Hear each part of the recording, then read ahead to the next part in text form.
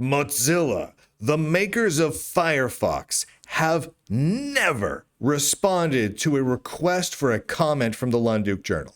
If I have questions for them regarding any of the myriad of pieces I've done on Mozilla over the last several years, they just ignore them.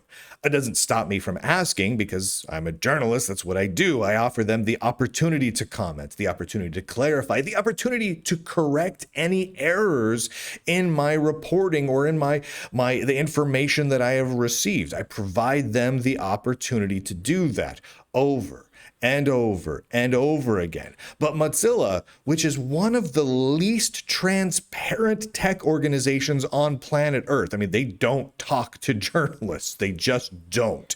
Especially journalists that look like me, specifically me.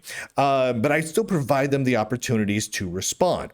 Well, they never have until last week. Until last week. And boy, howdy, did they respond in the weirdest possible way. So here's what happened. I sent them an email asking them a series of questions, very simple questions. The questions were relating to follow-up on their recent blog posts relating to the Google and DOJ court case that's ongoing. Mozilla made some statements around them, big public blog post quote statements. I had some questions following up on those. I also mentioned, because I knew this would get their attention, so I had to mention it. I also mentioned that I had access to some leaked material from inside Mozilla that I was currently in the process of looking into.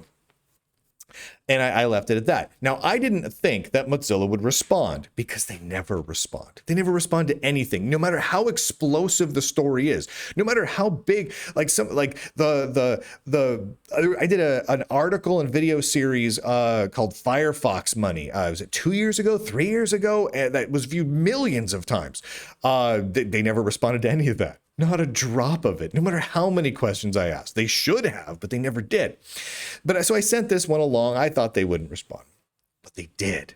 They responded, but they made it very clear that they would not answer any questions from the Lunduke Journal, but they really would like it if I sent them and gave them full access to the leaked materials that I received from a Mozilla whistleblower. I bet you would. I bet you would, Mozilla. I'm just going to read their responses in full here. I've blacked out their contact names and email addresses and whatnot. But this is from their communications team inside Mozilla Corporation and the Mozilla Foundation. So this first one is the first response I got from them after I sent them the email asking a series of questions and mentioning in one sentence that I did have access to some leaked material. Hi, Brian. Thanks for your interest in Mozilla, which is fantastic. Oh, yeah, I have some interest in Mozilla. You're welcome for my interest in Mozilla. I continue.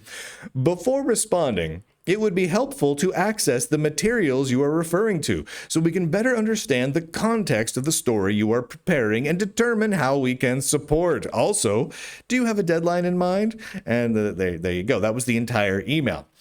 So they dodged, right? They weren't going to answer the questions, but they wanted access to the leaked material. Now, why would Mozilla want access to the leaked material? Well, for a variety of reasons. They don't want to be caught off guard. They want to prepare a rebuttal. And, well, they would like to see if they can hunt down who the whistleblower is. Clearly. Yeah, knowing what we know about the people inside Mozilla, that's what they're doing. They want to hunt down that whistleblower. They would like me to give them access. So no, I'm not. So I responded and I told them point blank, I would not be providing them with the leaked material I have received.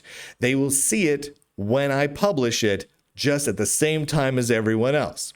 However, I have a large variety of questions that have nothing to do, that are not based on the leaked material. They are based entirely on Mozilla's blog posts. I would like to ask you a question about your public statements.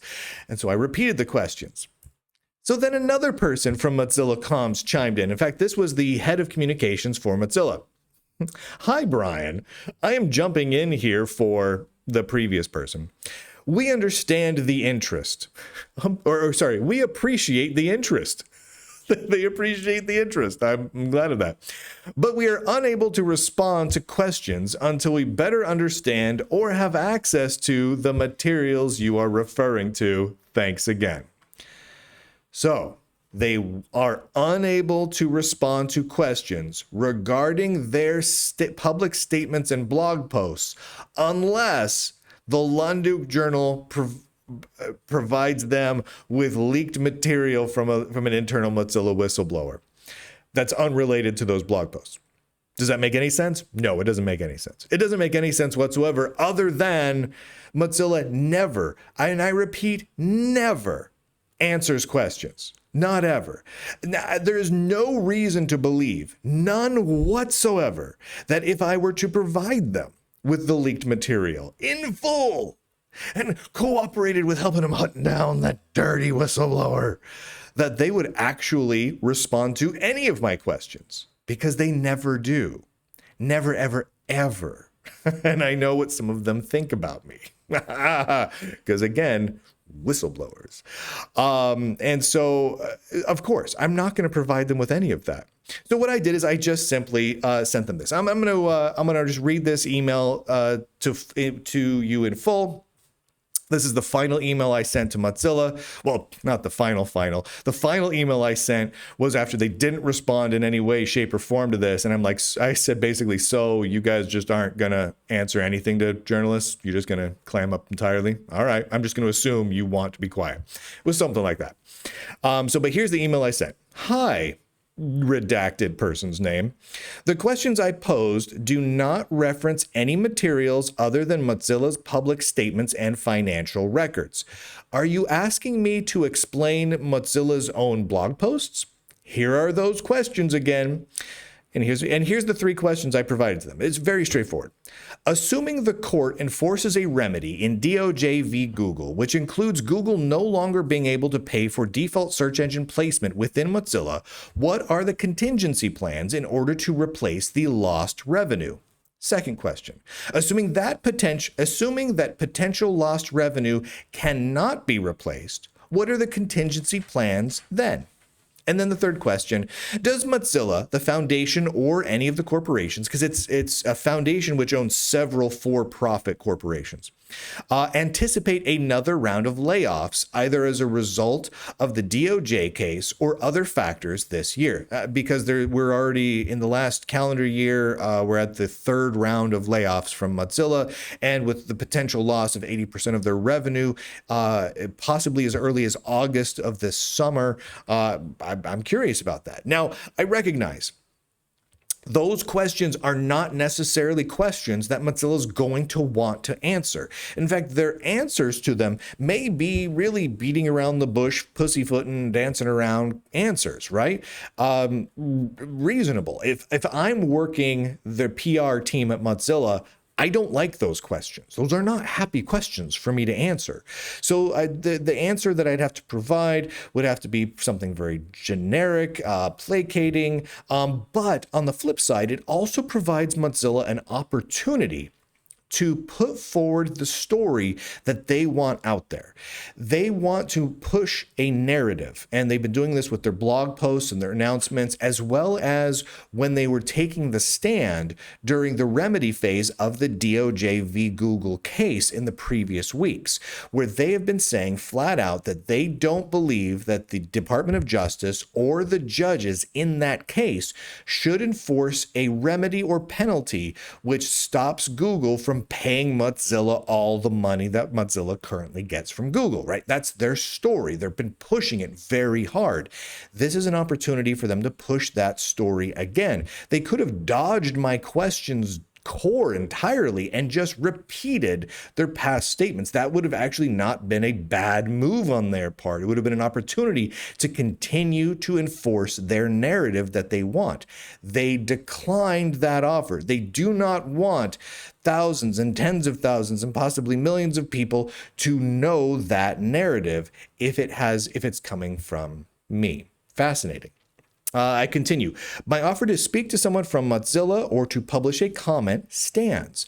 There's a lot of story here, and this is Mozilla's chance to have some control over it. And that's true. That's the end of the email I sent.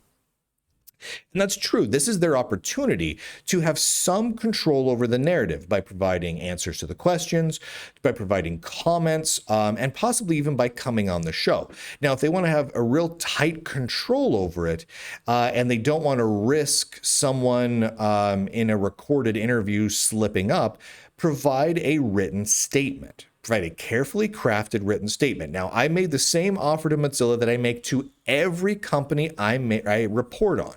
And that is simply, I will, if I'm given a comment, if I'm given answers to questions, I will read all of it. Every word, the whole thing unedited. So that way the company can be sure that their message is getting out there in full without being twisted or spun around by me in any way.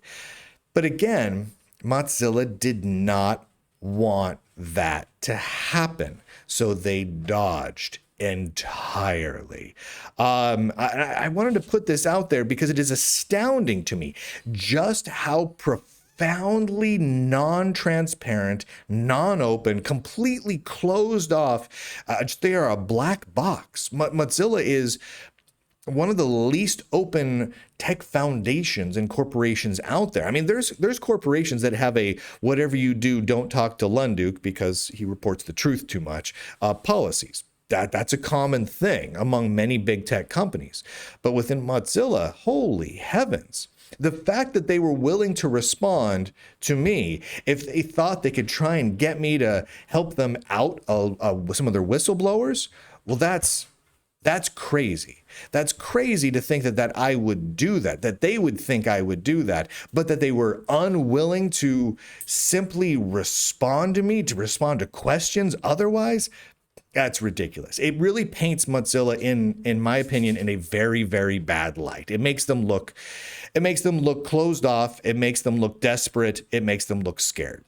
On that leaked material, I'll be very blunt about this. The leaked material is going to be kind of interesting, and I will publish a great deal of it in the somewhat near future related to another story about Mozilla that I'm working on. However, there's no bombshells in it. It's simply supportive of some of the other things that I'm already reporting on or that I will be reporting on based on public information. It just simply supports it internally and adds some color and relevance and context around that.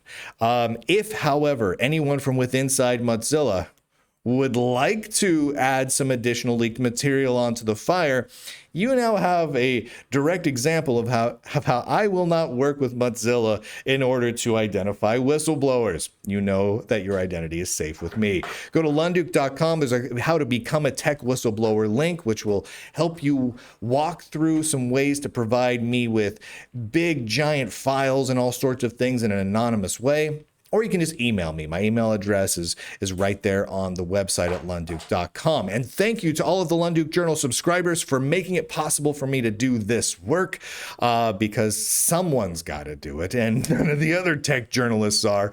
And so thank you. You can watch and listen and read all the work that I do on Locals, on Rumble, on X, on YouTube, on Facebook, on Patreon, RSS podcast feeds, iTunes and Fountains and Substack and Spotify, and on and on and on and on. It's amazing. It's amazing. I'm everywhere. And with that, lunduke.com. Ladies and gentlemen, boys and girls, nerds and nerdettes across the inner tubes, I do declare end broadcast.